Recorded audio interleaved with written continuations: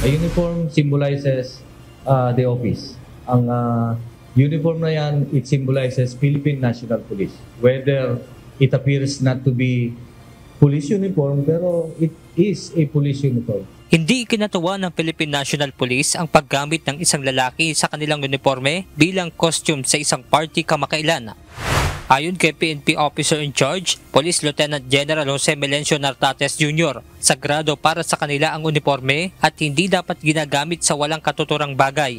Kumalat nitong nagdaang araw ang larawan ng isang lalaki na suot ang isang modified PNP uniform.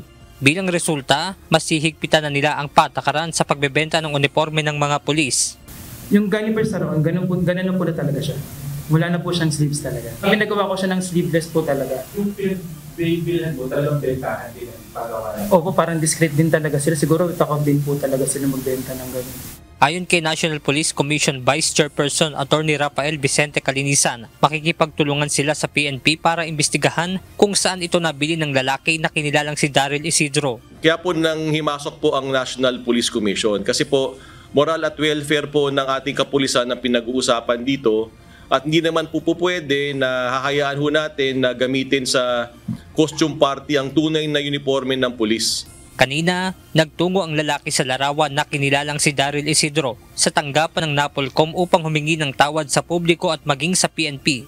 Hindi ko po intensyon na mabastos ang uniforme ng mga kapulisan at ang ating ng opisina. Lubos po ang aking paggalang sa inyo at sa miyembro ng ating kapulisan. Hindi ko po inaakala na hahantong sa ganitong sitwasyon ang paggamit ko ng uniforme ng ating kapulisan bilang costume sa isang Halloween party at magiging isang usapin, muli po akong humihingi ng kapatawaran. Maging tanda na po ito sa mga katulad kong mamamayang Pilipino. It will be investigated at siyempre may karapatan siyang magbigay ng kanyang salaysay or ibigay ang kanyang panig. So, will be investigated by the CIDG. Nakikiusap naman ang National Police Commission sa Philippine National Police na wag nang palakihin ang issue dahil pinagsisihan na umano ito ni Daryl. So hindi we will not serve this anymore. Wag na po, wag na ho natin palakihin. Siguro pakiusap na lang din ho natin sa kapulisan. Nagsisisi na po ang mama, nagsisisi na po si Da. Wag na ho natin sigurong palakihin pa yung usapan. Hindi na ho namin din isa-serve yung show cause order ho na yan.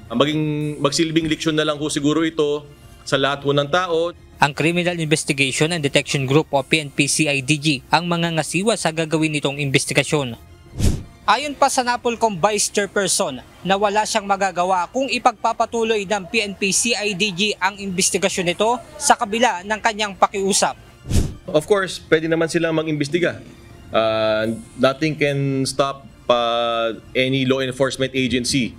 Lalong-lalo na ang PNP, sila yung apektado dito eh. 'Di ba? Uniforme nila yung suot-suot ni Da. Pero siguro ako na nakikiusap. Bilang kuya ninyo, bilang tagapagtanggol ninyo, siguro tapusin na natin tong eksena na to ngayong araw na to. Kanina, pinuntahan naman ng UNTV News and Rescue Team ang ilang bentahan ng police uniform sa Quiapo, Maynila. Tumanggi na sa on-cam interview ang mga nagtitinda. Ngunit sinabi nila na tanging sa mga pulis lang sila nagbebenta ng uniforme. Bago rin umano makabili ng uniform, ay hinahanapan muna nila ng police ID ang isang buyer bago nila ito pagbentahan. Benedict Samson, UNTV News and Rescue. Diyos ang aming sandigan, serbisyo publiko ang aming pinahahalagahan.